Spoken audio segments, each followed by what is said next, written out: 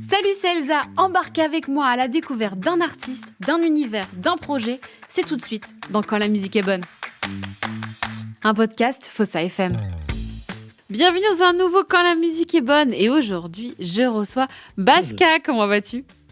Ça va très bien, merci Elsa, et toi ? Bah ça va, je suis ravie de t'avoir. Alors pour celles et ceux qui ne savent pas, ton nom de scène, ça s'écrit Bazka. Voilà. Exactement, voilà. T'as sorti ton EP qui s'appelle Refuge il y a quelques jours. On va évidemment en parler. Mais avant, je te propose qu'on fasse un tour dans le passé. Quel est ton premier souvenir lié à la musique dont tu te souviens ?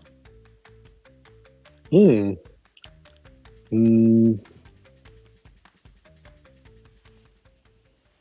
pense que j'ai vraiment commencé à écouter de la musique et à comprendre que c'était une expérience particulière et à me l'approprier quand j'étais en primaire. Et je pense que c'est venu avec la découverte du rock. Alors, je fais pas du tout du rock aujourd'hui. Et donc, les premiers souvenirs vraiment musicaux que j'ai, c'est découvrir... Alors là, attention, hein, je fais pas de détour, c'est de découvrir à l'époque des groupes comme Kyo, Ouais. Evanescence, ou après, peut-être un peu plus tard, Arctic Monkeys, qui ont vraiment bercé mes années collège. C'est la première fois que j'écoutais de la musique par moi-même et que c'était pas de la musique que j'écoutais un peu par hasard parce que d'autres en écoutaient. Ouais, après, t'écoutais aussi. Bah, du coup, Kyo, c'est du français, donc ça t'a permis peut-être de découvrir la musique autrement. Peut-être. J'aurais vraiment pas pensé qu'un jour, dans une interview autour de Baska, je parlerais de Kyo, mais tu vois, tu m'as eu.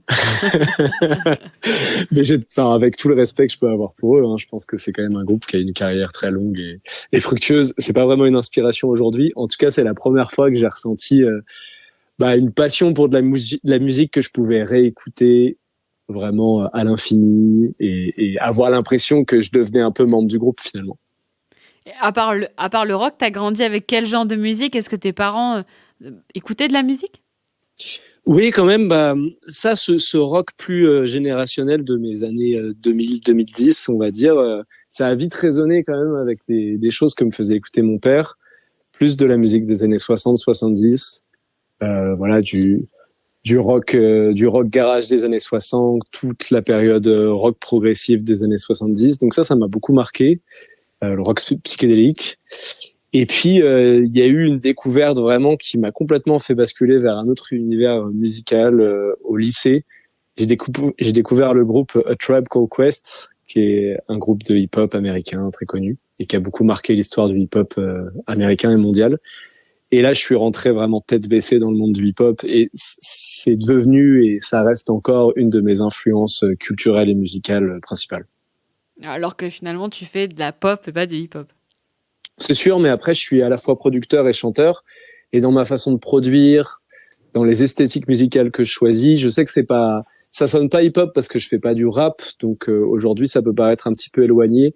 Mais en réalité, rien que la culture musicale que j'ai un peu développée par moi-même, les accords que je choisis, les sons de synthé que je choisis, ça va être souvent des choses finalement qui se retrouvent dans les morceaux qui ont été samplés par le hip-hop des années 90, par exemple.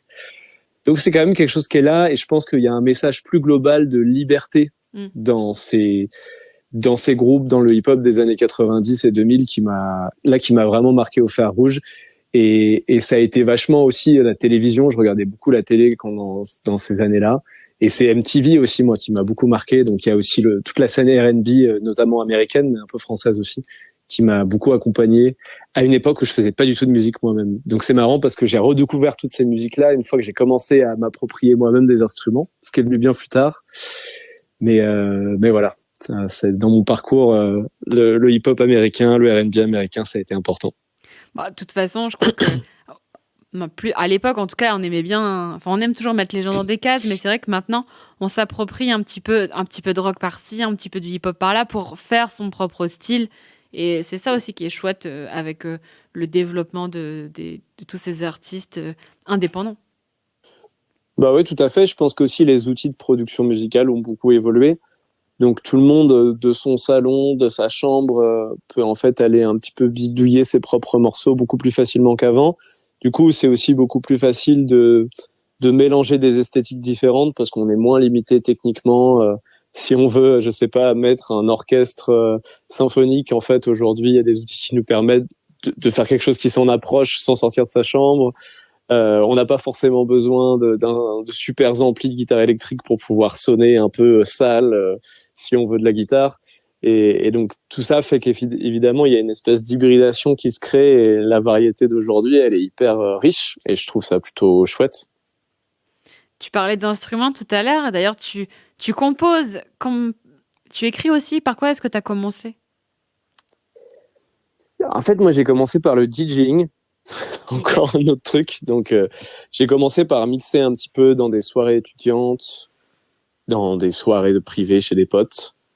Et j'ai vraiment aimé ça. Je venais plus du hip-hop à ce moment-là. J'étais encore bien ancré dedans et j'ai commencé à apprendre vraiment les techniques de DJ du hip-hop, le scratch et tout ça. Et je suis rentré dans un groupe de musique qui s'appelait Apache, qui était un groupe de hip-hop alternatif, on va dire, avec enfin hip-hop funk alternatif. Et donc moi, je jouais un peu ce rôle d'amener une esthétique hip-hop et un peu de machine dans un groupe qui était sinon instrumental et avec une chanteuse aussi. Donc j'ai commencé par là. Je ne savais jouer absolument aucun instrument. Et puis plusieurs années sont passées comme ça. Je suis resté un petit peu dans mon silo de DJ en me disant que en fait les autres avaient appris depuis qu'ils avaient 5 ans et que c'était pas pour moi de jouer du piano, jouer des instruments, chanter. Et puis petit à petit, je me suis rendu compte qu'en fait c'était possible aussi d'apprendre ces choses-là. Et donc ça fait bien 5 ans maintenant que je me suis mis à apprendre le piano, la compo. Alors du coup, j'ai tout appris en même temps. J'ai plongé dedans. Dès que j'ai passé un peu ce déclic psychologique de me dire, moi aussi, je peux vraiment jouer ma propre musique et aller au-delà de juste le DJing. Là, je me suis vraiment plongé dedans corps et âme. Et donc, j'ai appris le piano. Après, je suis pas le meilleur pianiste du monde, mais je me débrouille. Ça me permet de composer. Je suis très fan de synthétiseurs. Du coup, j'ai aussi développé mes compétences là-dessus et un peu mon oreille sur les synthétiseurs. Et puis progressivement, là il y a un peu plus de 2 ans, je me suis retrouvé finalement sans projet et tout seul. Et pour la première fois, j'ai commencé à faire de la musique en solo. Et donc je me suis mis à chanter. C'était pas forcément prévu, mais en fait ça a été une évidence pour moi que j'avais des choses à raconter aussi par la parole et par les mots. Donc voilà un petit peu comment c'est venu. Aujourd'hui, je commence quand je compose et que je produis, je commence généralement par la partie instrumentale avec une émotion, une direction un peu globale de vibe que j'ai en tête. Et à partir de là, une fois que j'ai créé une base, c'est là que les mots commencent à venir en cohérence avec justement l'énergie que j'ai mise dans la prod au départ. Oui, t'as pas un thème qui te vient. C'est vraiment ton instrument qui est guidé par ce qui se passe à l'intérieur de toi. Si, en fait, je dirais que c'est plutôt une émotion ou une ambiance qui me travaille au départ. Alors, il peut y avoir un thème, en fait, je peux savoir déjà de quoi je veux parler. Moi, j'écris vraiment tous les jours, en fait. Enfin, j'ai des notes de plein d'idées, de textes, de mots, de bouts de phrases, d'images.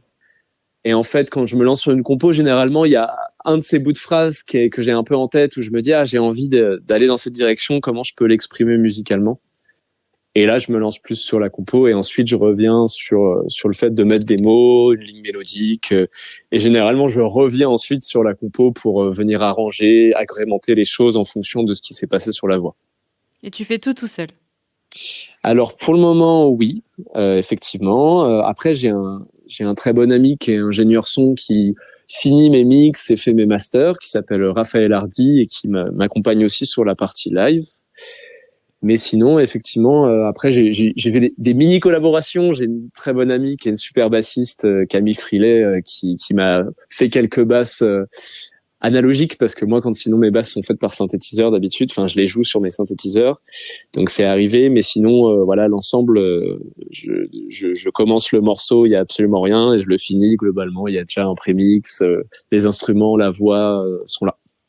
Et justement, tu parles de la basse analogique, contrairement à ce que toi tu peux faire avec ton synthé. Est-ce que tu sens une différence? Est-ce que par exemple, tu serais capable dans un morceau de dire ça c'était une vraie basse et ça c'était plutôt numérique? Ah oui, oui, oui. Alors, en fait, analogique n'était pas le bon mot. J'aurais dû dire, elle joue de la guitare basse. Ok. Donc, on produit les notes de basse avec des cordes qu'on pince. Oui. Alors que moi, j'utilise des synthés qui sont dits analogiques, parce que c'est vraiment de l'électricité. qui génère du son et il y a un signal qui rentre dans mon ordinateur et je n'y retouche plus non plus. Et effectivement, entre ces deux instruments, il y a une différence de son, donc ça dépend des esthétiques qu'on veut rechercher. Il y avait un morceau que j'avais fait qui s'appelait Les lignes de ma main, par exemple, où à certains moments, je me disais ça pouvait être intéressant de venir varier en amenant justement de la basse électrique. Voilà, ce serait plutôt ça le terme, la guitare basse électrique. Et souvent, j'en mets pas qu'une, en fait. Quand il y a de la guitare basse électrique qui vient dans un morceau, je vais pas mettre que ça, mais je vais la combiner et suivant les moments du morceau, suivant l'énergie que je veux y mettre, et ben, je vais changer de basse en fonction du moment.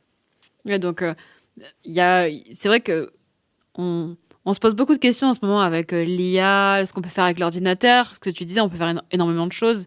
Mais clairement, tu rassures peut-être certains musiciens ou personnes qui adorent la musique que finalement, on sent la différence esthétique, quoi. Ah oui, bien sûr. Et de toute façon, bah, aujourd'hui, moi, je pourrais même un synthétiseur à l'analogique, généralement, tu peux les reconnaître en fait. Enfin, mais bon, c'est vrai que ça faut développer quand même une certaine oreille. Moi, sur la question de l'IA, c'est pas des choses qui, moi personnellement, m'inquiètent, mais qui me font beaucoup réfléchir par rapport à la question pourquoi on fait de la musique finalement.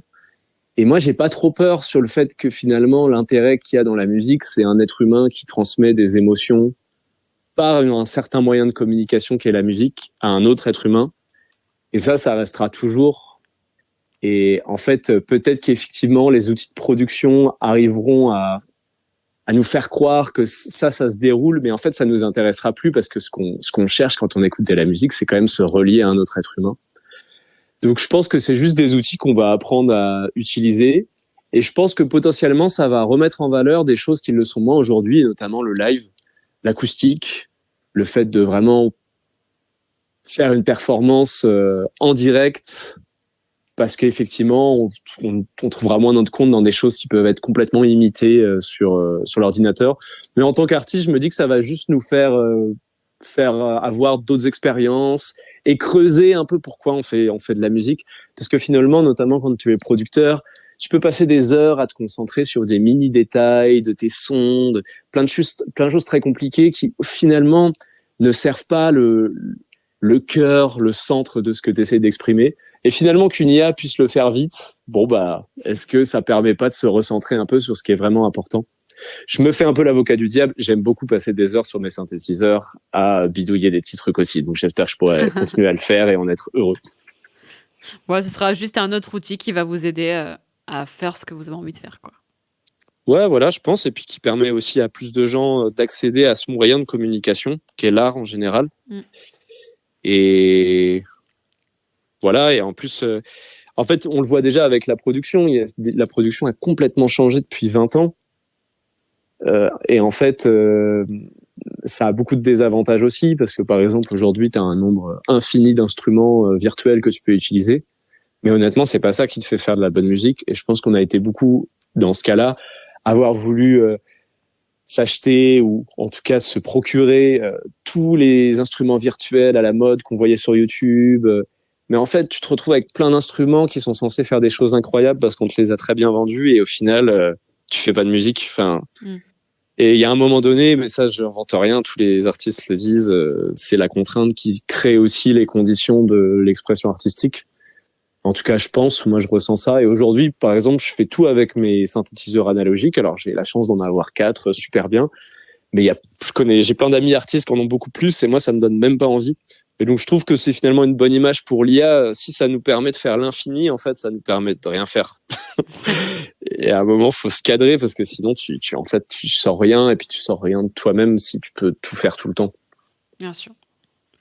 Alors, pour en revenir un peu plus à toi, pourquoi est-ce que tu as choisi ce nom de scène? Parce que je t'ai pas posé la question. Bah écoute, en fait, c'est un dérivé de mon nom de famille, tout simplement, que je garderai pour moi. Mais c'est juste une transformation de mon nom de famille.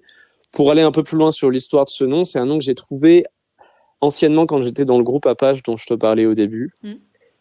Et qui était un peu mon nom de personnage, parce qu'on était 6 voire 7 dans le groupe, et on avait chacun un peu notre nom, on essayait de créer un peu un storytelling. Et quand le groupe s'est terminé, bah, finalement, je m'y étais attaché à ce nom.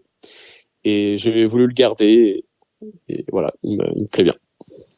Tu décris ta ta musique comme étant une pop colorée et chaloupée qui fait bouger les corps et s'évader les esprits. C'était une envie de ta part de faire de la musique qui permet aussi aux gens de s'évader, de penser à autre chose. Oui, tout à fait.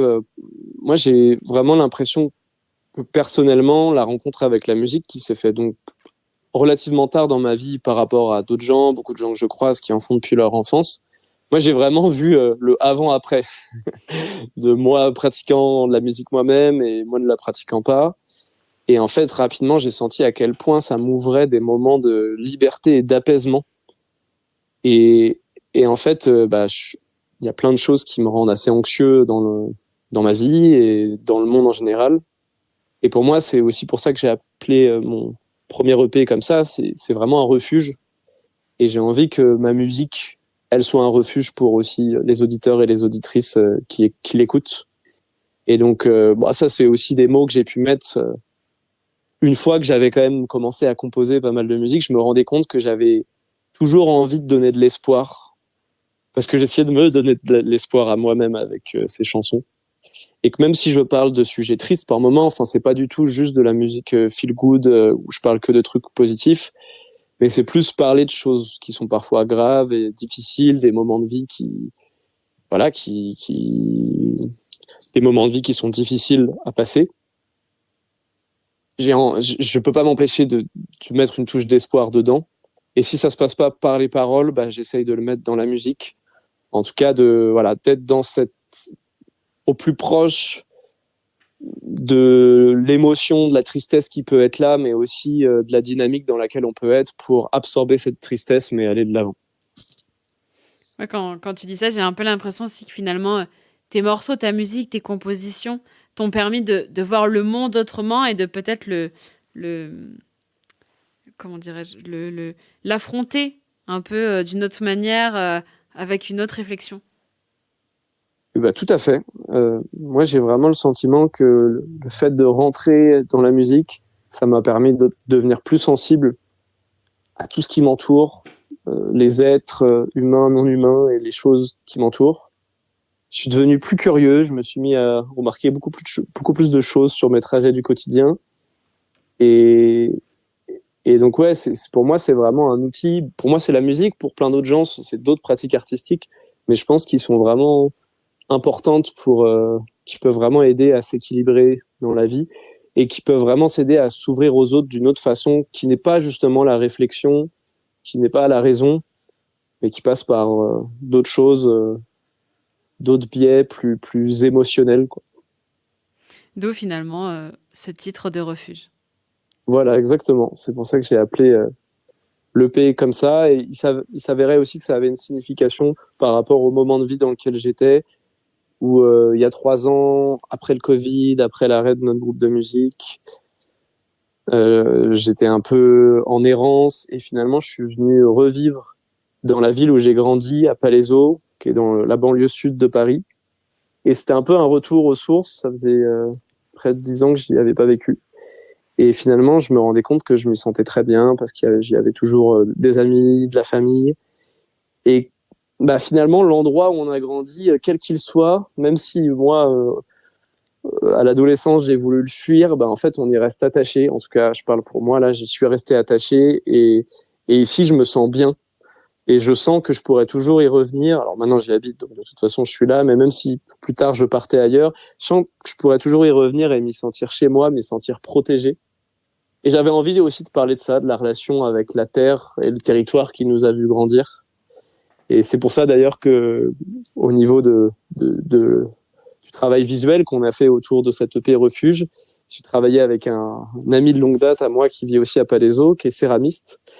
Il a créé une sculpture en céramique de ma tête, de mes mains, de mes pieds, et on est venu en fait faire une installation dans plusieurs lieux que j'appréciais de la banlieue dans laquelle je vis autour de Palaiseau, où en fait on me voit comme si je sortais du sol, donc enseveli, ancré dans ce sol qui m'a vu grandir. C'était aussi une façon de relier les choses avec cette sensibilité accrue dont je te parlais, du fait d'avoir découvert la musique, de montrer sous un regard nouveau certains endroits qui sont souvent dénigrés, qui sont pas beaux, qui sont pas sexy de la banlieue dans laquelle j'habite, mais où je trouvais que finalement, quand on y posait un certain regard bienveillant et peut-être plus émerveillé, eh ben, il y avait des choses très belles à voir. Alors, je le disais, ton EP, il est sorti, il est disponible depuis quelques jours. Il s'appelle Refuge.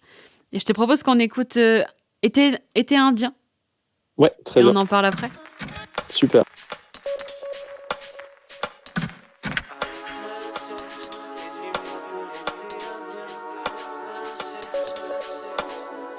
Je pensais que c'était derrière moi, ce genre de plan. L'amour en un été hors du temps. J'arrive pas à tourner la page. Pourquoi t'as sauté du nuage? C'est fou, j'ai pas ressenti ça depuis longtemps. Je peux plus décrocher qu'en m'écroulant. J'arrive pas à tourner la page. Pourtant je sais qu'un jour on se retrouvera. C'est pas la dernière, je le sens. Chaleur particulière quand je dors dans tes bras. Nu dans la rivière, je veux stop le temps. Jamais ne viendra l'hiver. À la recherche des lumières de l'été indien. Je suis à la recherche des lumières de l'été indien.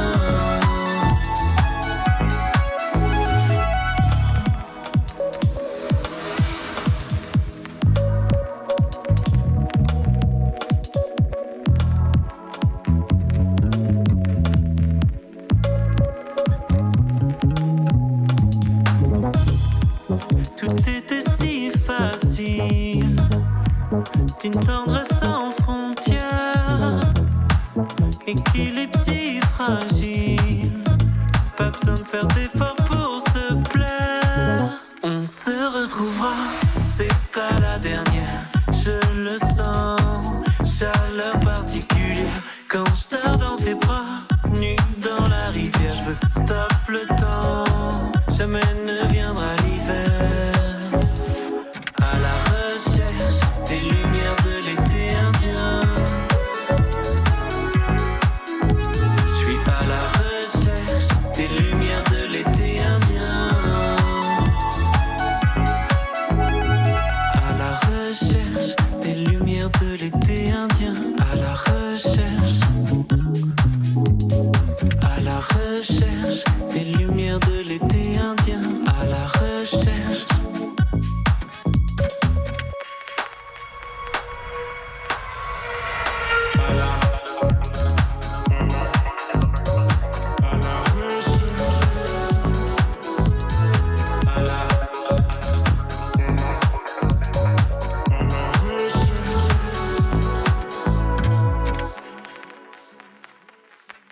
Indien, issu de l'EP Refuge de Baska qui est à mes côtés.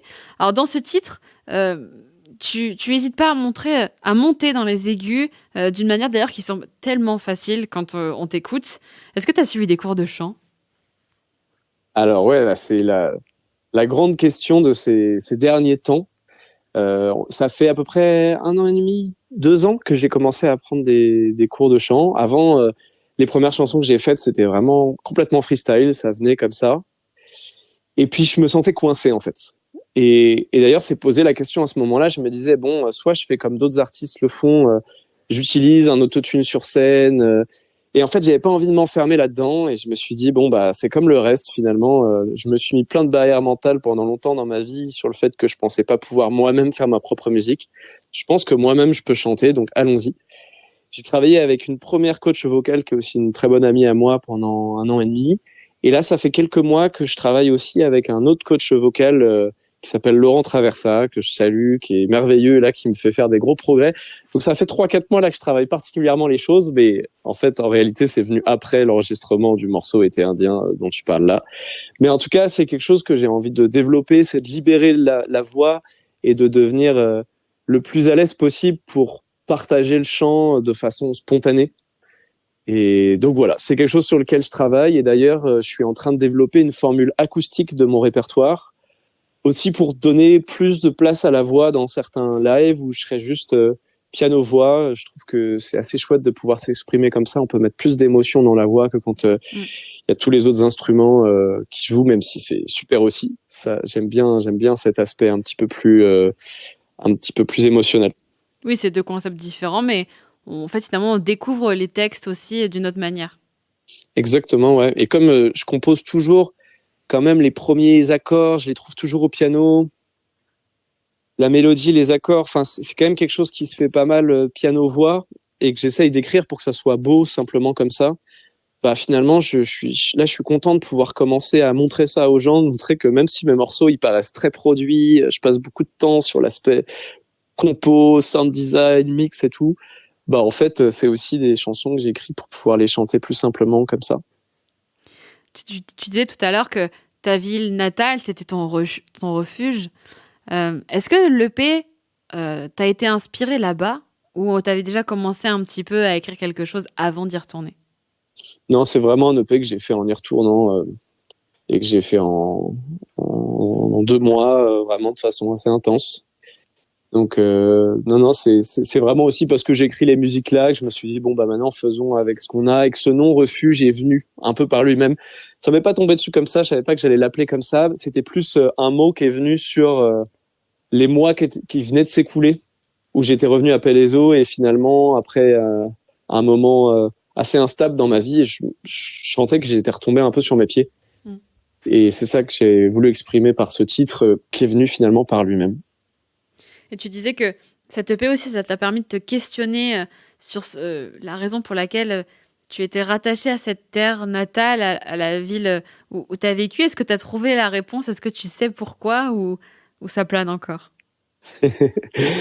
Bah, je sais pas s'il y a vraiment une réponse qui peut être universelle. En tout cas, moi, je me rends compte que j'ai quand même j'ai eu la chance d'avoir une enfance quand même joyeuse. J'ai eu beaucoup d'amour de mes parents. J'ai des amis de longue date avec qui je conserve des liens. Donc, c'est sûr que j'ai pas un rejet du passé que d'autres personnes peuvent avoir à raison, que je comprends très bien. Mais c'est vrai que dans ce contexte, j'ai quand même voulu à la fin de l'adolescence partir, quoi. Je voulais aller explorer le monde, je voulais aller ailleurs. J'ai toujours un petit peu cette envie. Mais en fait, ce rejet de mon passé, il s'est estompé. Et je pense que bon, bah, tous les gens qui ont la chance d'avoir quand même vécu une enfance assez heureuse, avec bien entourée, bah, il y a ce lien en fait qui reste avec là d'où on vient. Et même si voilà, c'est quelque chose. Après, moi, j'ai beaucoup vécu à Paris, donc si tu veux, j'étais toujours un peu le banlieusard de service. Même si c'était pas explicite, c'est toujours un peu dénigré. D'ailleurs, mes amis qui sont pas de banlieue viennent jamais te voir, ou c'est très très rare parce que les Parisiens sont très parisiens, quoi. Et même pour les non-parisiens, bon bah du coup je suis pas vraiment de Paris, je suis de banlieue, donc enfin on est un peu l'espèce de zone grise. Et finalement, moi je crois que j'avais un peu intégré ça, et j'avais un peu peut-être quand j'avais 18-20 ans, je sais pas, l'envie de m'extirper de la banlieue dans laquelle j'avais grandi. Mais aujourd'hui, en fait, je me rends compte que bah, malgré tout, c'est chez moi et que c'est là que j'ai envie de m'y déployer, en tout cas pour le moment, et que là, je m'y sens bien. Tu le disais tout à l'heure, tu évoquais l'avatar que tu as fait aux côtés de Joel Power. À quel moment vous vous êtes dit on va faire un avatar? Bah, ça, c'est un peu comme le nom de l'EP, ça a été très progressif. Et en fait, les concepts sont venus en faisant. Joël, ça fait longtemps que lui, il fait de la céramique et qui développe un peu une approche de la céramique, justement, où il va reconstituer des éléments de la banlieue qui l'entoure. Il était un peu dans la même démarche de créer de l'art à partir de choses qui paraissent pas très belles. Donc nous, autour de nous, bon, bah, il y a beaucoup de zones d'activité, de lignes à haute tension, les RER, l'autoroute. Enfin, tu vois, il y a plein d'infrastructures comme ça qui rendent pas forcément hyper scintillantes la ville. Et donc, il travaillait sur ça. Et au début, on est parti plutôt dans cette direction de se dire, il va me faire un espèce d'univers en céramique de ma banlieue, quoi. Et au final, en faisant plein d'expériences, ça marchait pas trop. Et on a fini par se dire, ah ben en fait, il pourrait faire ma tête. Et en fait, comme on se baladait aussi pas mal pour trouver de l'inspiration, c'était d'ailleurs super chouette. On a beaucoup nous-mêmes redécouvert un peu plein de lieux qu'il y avait autour de chez nous en voiture ou en vélo en allant se balader. On s'est dit qu'en fait, il suffisait d'installer comme ça ma tête, ses mains, ses pieds. C'est Joël qui a eu cette idée de se dire, si on n'est pas obligé de réaliser le corps en céramique, ce qui prendrait des semaines, si on fait simplement sortir des mains, des pieds, la tête depuis le sol. Et du coup, c'est venu par là. Mais j'ai beaucoup apprécié, et c'est quelque chose que j'essaye de continuer à faire, de travailler avec d'autres artistes, d'autres arts, et de travailler à tâtons comme ça, sans arriver avec un truc ultra clair. En fait, ça crée des choses surprenantes, et c'est assez agréable comme moment. Ça fait un peu sortir de sa bulle, musique. Là, ça ouvre à d'autres choses, et c'est super d'avoir un échange avec des gens qui font des choses qui n'ont rien à voir, mais où on essaye de retranscrire les mêmes idées. Justement, tu étais aussi accompagnée de Coraline Bonetti, avec laquelle tu as créé des vidéos concept. C'était important pour toi d'exploiter chacun de tes titres? J'ai aussi, une fois qu'avec Joël, on avait constitué toutes les pochettes, en fait, on les avait déjà pour chacun des morceaux de l'EP, cette série d'installations. J'avais envie de créer des vidéos aussi parce que j'avais envie de pouvoir montrer ce travail sur les réseaux sociaux et que la vidéo s'y prête mieux que la photo. En tout cas, c'est l'impression que j'avais. Et donc, j'ai cherché à collaborer avec une réalisatrice et j'ai finalement rencontré Coraline par le biais d'une autre artiste que je salue qui s'appelle Bro. C'est elle qui m'a conseillé de contacter Coraline. Et en fait, on s'est dit, il faut juste qu'on reconstitue ces installations en m'installant moi-même réellement dans tous ces sols, ce qui n'a pas été d'une mince affaire. Il y en a certains qui ont été un petit peu physiques. Enfin là, j'ai vraiment donné de ma personne, mais c'était chouette de pouvoir aller jusqu'au bout de l'idée et de vraiment réaliser en fait une lyrique vidéo. On me voit interpréter le morceau, moi-même enseveli dans le sol, à l'endroit où on avait fait les installations de céramique avec Joël. Et oui, pour moi, c'était important de mettre en avant chacun des morceaux. C'est vrai que comme d'autres artistes aujourd'hui, là, à ce moment-là de ma carrière, qui est vraiment au tout début, en développement, je vois pas forcément l'intérêt de miser trop de moyens sur un clip extrêmement bien produit avec plein de moyens, ou alors un gros album. En fait, je préfère faire des objets un petit peu plus à ma portée. Et là, l'idée, c'était d'avoir un album assez court, un EP qui fasse 6 titres, et de faire une série de vidéos qui retranscrivent un univers et des émotions que j'avais envie de transmettre à travers ma musique et de le retranscrire au niveau vidéo, sans que ça soit trop compliqué, juste en trouvant quelques bonnes idées un peu intelligentes pour rendre les choses intéressantes et attrayantes. Et donc là, c'était ce concept de m'ensevelir dans le sol en parallèle avec les installations qu'on avait fait avec la céramique. Et du coup, c'était juste un grand dézoom sur ça et moi qui ai interprété ma chanson. Et je suis vraiment fier de cette série qu'on a faite et je crois beaucoup en l'utilisation de la vidéo en dehors du clip aujourd'hui. Et je suis d'ailleurs en train de préparer toutes les séries de vidéos pour mon 2e EP qui arrivera à l'automne. Et on est un peu dans la même dynamique de nouveau, même si cette fois on va faire un clip quand même.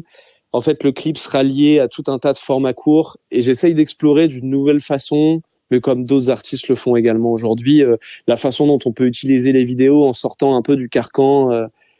Je fais un clip ou je fais 2 clips pour un album, mais voilà, d'essayer d'utiliser tous ces outils de façon un peu plus fluide pour communiquer aux gens ce que j'ai envie d'exprimer. Et justement, en parlant de choses que tu veux exprimer, on n'a pas encore parlé de tes titres qui sont sur l'EP. Il y a le titre Pluie d'été qui commence par une ambiance justement, cette pluie qui tombe, qui finalement, j'imagine, est une métaphore finalement des larmes que l'on pleure ou pas lorsqu'une relation, quelle qu'elle soit, se termine. Effectivement, ça peut être une interprétation du morceau que je trouve très belle. Après, c'est vrai que moi, c'était plus direct, plus simple que ça. En tout cas, l'intuition de départ, c'était plus l'image de l'orage d'été qui fait suite à un moment de lourdeur, de grosse chaleur. Et pour moi, c'était l'image du conflit. Et notamment, moi, je pensais plus au départ cette histoire dans un contexte amical qu'amoureux. Voilà, du conflit qui monte et puis on n'arrive pas à faire le premier pas, on n'arrive pas à aller parler à l'autre. et ça monte, la pression monte, et finalement, à un moment, l'orage éclate, on s'engueule, et finalement, ça fait du bien à tout le monde. On se dit les choses, et finalement, cette pluie, elle apaise, elle fait redescendre la température, et il y a cette fraîcheur qui arrive dans la nuit et qui nous fait beaucoup de bien. C'était ça l'image de départ, mais celle que tu donnes, je suis très content que tu aies pu comprendre ça, et c'est d'ailleurs quelque chose, moi, que j'essaye de créer dans mes chansons, c'est de pas enfermer dans une signification, mais d'utiliser des images qui peuvent parler à différentes personnes en fonction de leur vécu, et qu'on puisse en avoir aussi des interprétations un peu différentes. Et notamment sur la question de quel amour on parle. En fait, moi, je fais pas mal de chansons qui parlent de relations qui sont pas forcément amoureuses. Mhm. Mais finalement, souvent, les gens comprennent que je parle d'amour d'amour romantique, parce qu'on a l'habitude que les chansons, et notamment de pop, de variété, parlent d'amour romantique. Mais en fait, pas forcément. Et si tu réécoutes mes chansons, peut-être que tu en comprendras certaines d'une autre façon, en ayant ça en tête. Mais je suis très content qu'on puisse les comprendre aussi selon un cadre un peu plus conventionnel d'amour romantique. Oui, de toute façon, après, c'est vrai qu'on peut pleurer une relation, que ce soit amicale, familiale ou amoureuse. Hein. Bah ouais, tout à fait. C'est ça l'idée. Il y a aussi le titre Enfant du brouillard, où tu as fait appel à tes potes pour faire les Allô? chœurs, non? Ouais. Oui, exactement. Et ben, j'avais cette chanson, Les Enfants du brouillard, qui était presque terminée. Et je l'ai fait écouter à un de mes amis qui m'a dit faudrait qu'il y ait plus de bacs, que tu ajoutes encore des voix autour de ce dernier refrain. Bon, il s'avère que moi je fais déjà souvent beaucoup d'harmonie pour mes refrains, pour mes morceaux, et là je me disais au lieu d'en rajouter encore moi-même, je pourrais peut-être faire quelque chose de différent. Comme cette EP, je l'ai fait tout seul pratiquement d'un bout à l'autre. Je commençais à avoir cette envie qui s'est encore plus développée depuis, de commencer à ouvrir les choses, à sortir de mon studio dans lequel je me suis quand même un peu enfermé pendant 2 ans. Et je me disais que c'était une belle façon de commencer à mettre d'autres gens dans ces morceaux, dans ces créations. Et donc j'ai demandé à plusieurs amis à moi, que ce soit des artistes la plupart des gens étaient quand même musiciens, mais pas forcément des chanteurs et des chanteuses.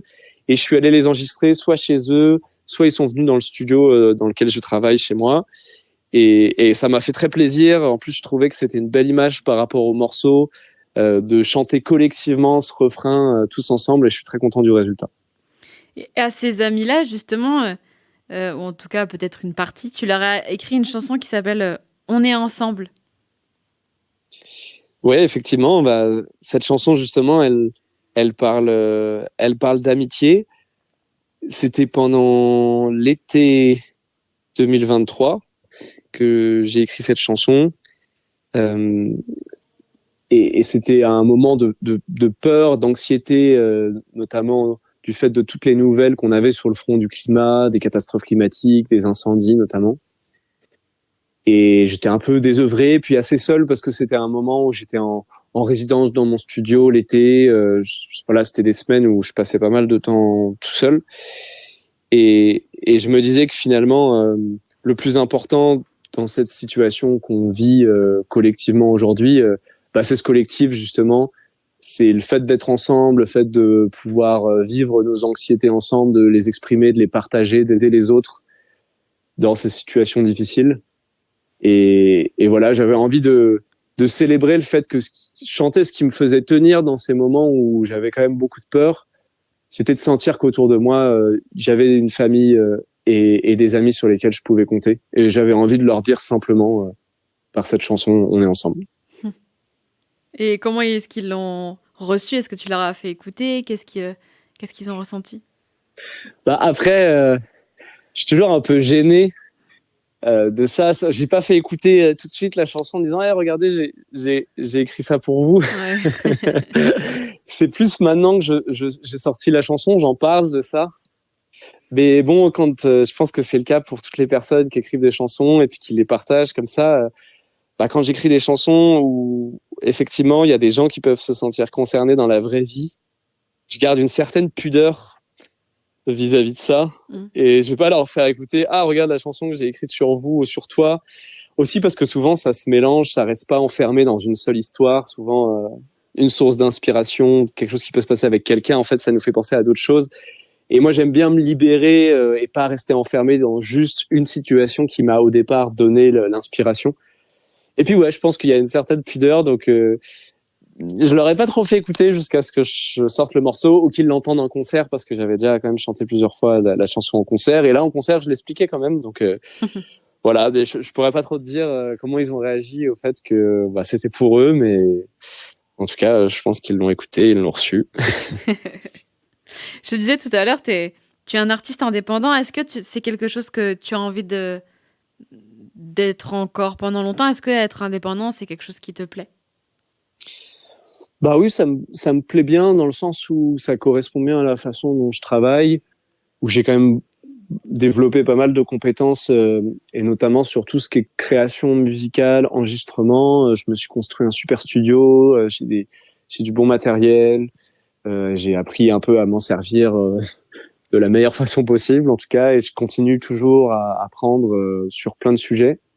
Donc moi, ça me tient vraiment à cœur d'utiliser toute cette richesse là.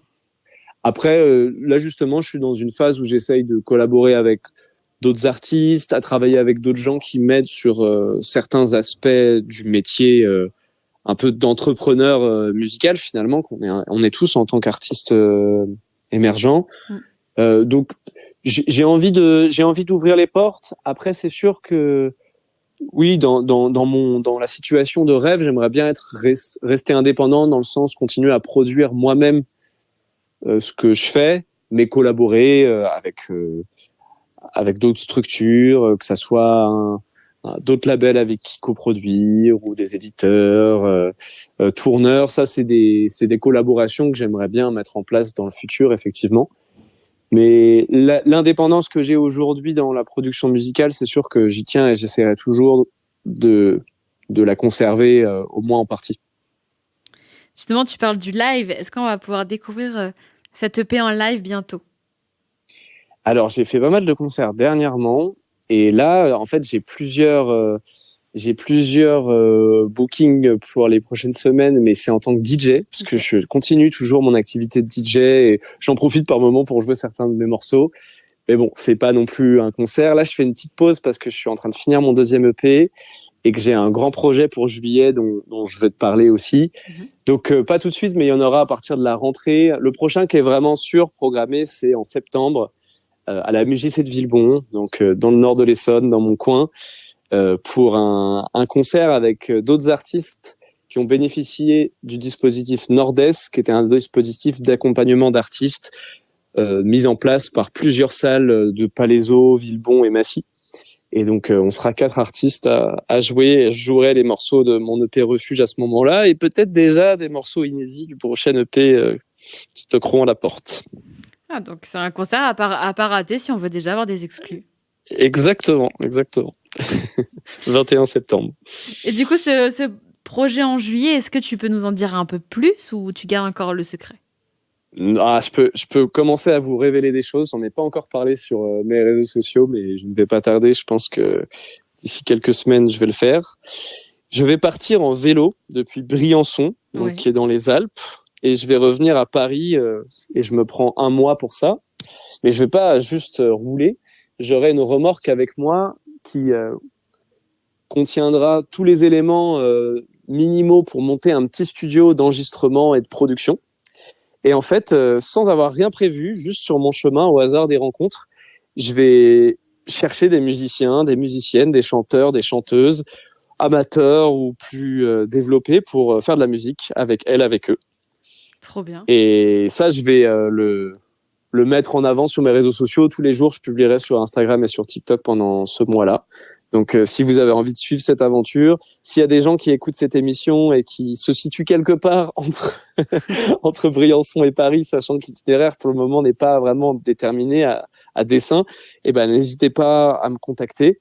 Et je vais commencer justement à parler de ce projet plus explicitement à partir de juin, et d'inviter les gens justement qui auraient envie de collaborer à me contacter. L'idée, ce sera pas de composer des morceaux en entier. J'aurai pas le temps si je veux avancer et rencontrer pas mal de monde.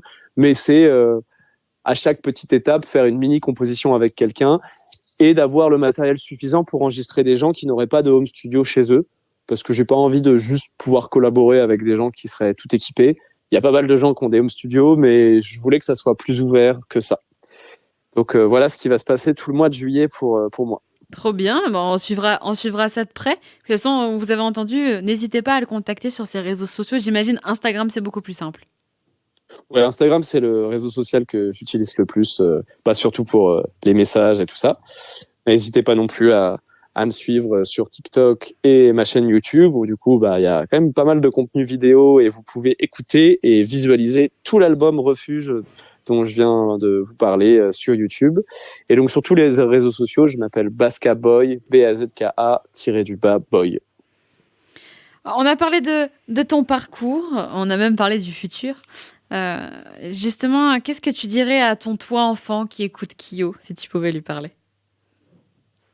Eh ben, ça va être très bateau ce que je vais dire, mais faut assumer de suivre ses rêves. Je me rappelle que quand j'ai écouté Kyo, je rêvais d'être sur scène, à être à la place du chanteur de Kyo. Mais c'était tellement lointain que j'ai mis 15 ans avant de me dire « Ah, en fait, je peux faire de la musique moi-même ». Et finalement, quand j'y repense maintenant, c'était là, depuis le début, ce rêve. Alors peut-être que tout le monde là se rêve d'être une rockstar finalement. Mais il y avait plus que ça, c'était pas juste l'aspect fame qui m'intéressait. Je trouvais ça si puissant de créer une musique qui fasse autant réagir tant de monde et de le partager comme ça avec un public que ça m'a toujours attiré. Donc c'est ça que j'aurais envie de dire au moi de 8 ans qui écoute Kyo, c'est vas-y, prends une guitare et apprends. Bon, finalement, je sais toujours pas jouer de la guitare d'ailleurs. Ouais. Je maîtrise quelques autres instruments, on essaye. Merci beaucoup, Bazka, d'avoir été avec moi pour C'est quand la musique est bonne. Merci Elsa pour l'accueil. Alors, je te propose qu'on se quitte avec l'un de tes titres qui est présent sur l'EP et je te laisse même le choisir et l'introduire. Alors, qu'est-ce qu'on va écouter ? Est-ce que y a une logique particulière par rapport au fait de choisir un morceau dont tu as déjà parlé ? Tu choisis celui que tu veux, à part Été indien parce qu'on l'a déjà écouté. Je pense qu'on peut écouter le morceau Pluie d'été, ouais. qui est sorti avec l'EP. Donc il y a de ça une bonne semaine et qui me tient particulièrement à cœur dans tout cet EP. Donc je vous laisse découvrir ce morceau Pluie d'été et j'espère qu'il vous plaira. Et n'hésitez pas à venir échanger avec moi sur les réseaux sociaux et à me dire ce que vous en avez pensé. On écoute tout de suite Pluie d'été. Alors n'oubliez pas en juillet de suivre de très près encore plus les aventures de Bazka. Nous, en tout cas, on le fera. Et puis, on écoute ce titre. Et n'hésitez pas aussi, l'EP entier, on n'a pas parlé de tous les titres. Il y en a 6 en tout. Vous en aurez écouté que 2. Donc, n'hésitez pas, il y en a 4 autres. Et puis, il y a des super vidéos. Donc, allez voir ça sur sa chaîne YouTube.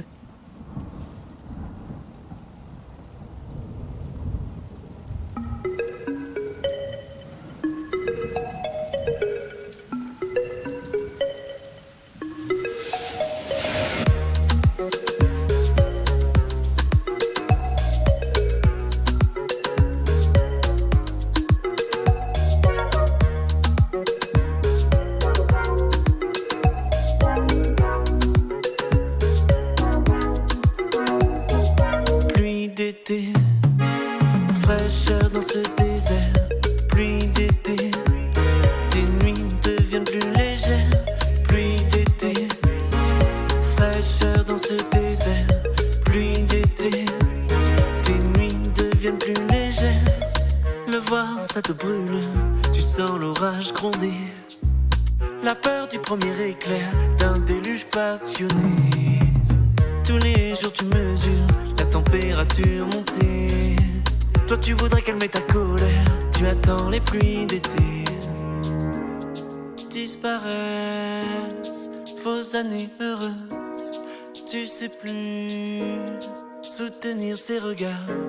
Se répètent vos tempêtes houleuses, tu évolues, et vos chemins se séparent. Pluie d'été, fraîcheur dans ce désert, pluie d'été. Tes nuits deviennent plus légères, pluie d'été. Fraîcheur dans ce désert, pluie d'été. Tes nuits deviennent plus légères. ces rires, ça te plombe. Et tous ces sourires t'encombrent. Tu t'en veux quand tu ressens ça. Au fond tu crois que le coupable c'est toi. Mais tu le sens, c'est comme une bombe qu'on laisse là dans la pénombre. Tu prends sur toi et ça fait monter la pression. Y'a plus qu'à guetter l'explosion. Disparaissent, fausses années heureuses. Tu sais plus soutenir ces regards. Se répètent vos tempêtes houleuses. Tu évolues et vos chemins se séparent. Pluie d'été, fraîcheur dans ce désert.